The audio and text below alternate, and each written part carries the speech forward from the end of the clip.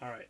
So now, my advice for the post spawn. It's my favorite time of year. That late May to June period. That is so much fun. The bass are just starting to pull off the beds, kind of. The females are long gone. They've been feeding for a while.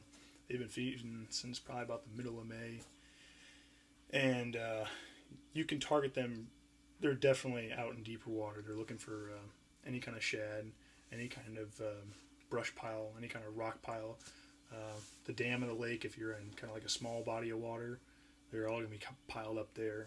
Any kind of deep water structure, that's where they are. And the males are just starting to back off. Just starting. They'll still be there. You can still go catch some.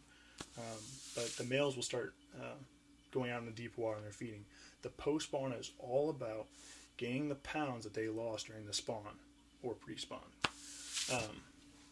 It's by far the easiest time to pattern them. They're just in feeding mode. And so this is when you can start throwing your really fun lures like crankbaits. You can start humming crankbaits like crazy, looking for big schools of these fish, and start throwing the swim baits a little bit. During the May and June portions, especially if you have shiners in your body of water, they'll be really easy to find. I've caught some seriously big pigs off of just finding shiner schools up shallow. Because during the May and early June months, the shiners are starting to spawn. And you'll see these shad just kind of like boil up on the surface, just little blips, just little lips coming up. It'll be like, 10 of them in this little swirl, and you just see them. And what's actually going on is like 50 of them in this big hole, and they're all just kind of churning up. Like if you ever seen like National Geographic bait balls, that's kind of the same thing that's going on here. And these big bass, especially the big females, they're really looking to gain that weight that they just lost during the spawn, especially the males that just lost a lot of weight sitting on a nest for almost 2 months, waiting for a female to come by and for the for it to guard the fry. And it's so cool when you find one of these things. And all the big fish will be out on the outer edge. And typically what I like to throw is a buzz bait. A buzz bait, most people don't even throw these anymore, but they're an old-time classic. Everybody knows what a spinnerbait is, but hardly anybody knows what a buzz bait is. And basically what a buzz bait is a spinnerbait, but instead of the spinners, so the little blades there, it's a prop.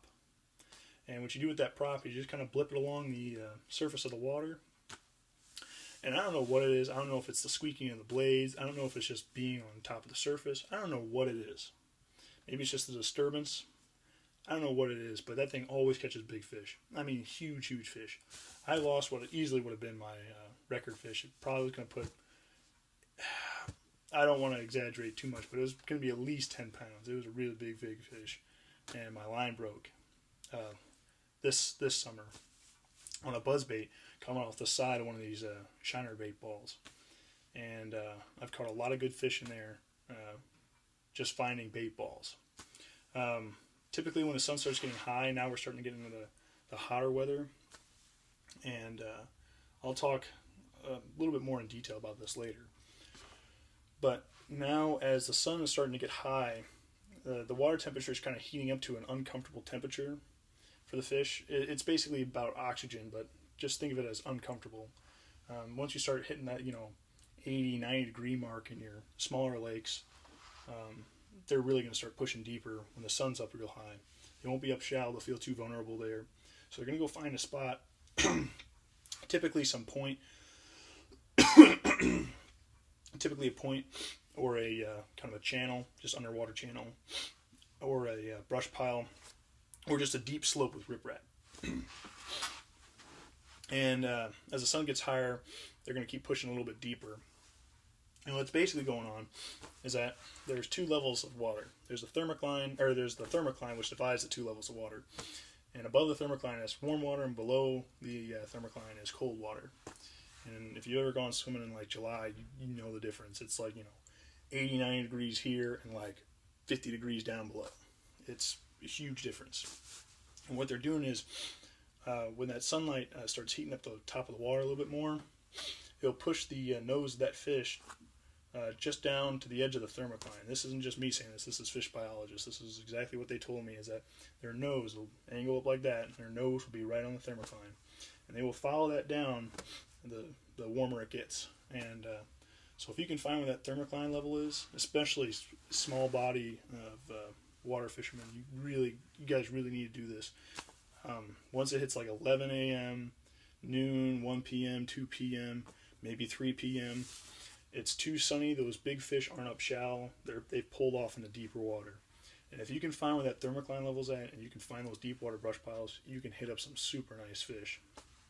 And that's pretty much it for the post spawn. Start throwing food-oriented lures. Start thinking about crawfish. Those are a fantastic lure to throw. Basically because bass love to eat crawfish because they're so high in protein and they're pretty easy to catch. And start thinking about throwing shad-like lures like spinner baits and buzz baits. And of course swim baits as long as the water's warm enough and it's obviously good enough conditions to throw those kinds of lures. So hope this helps.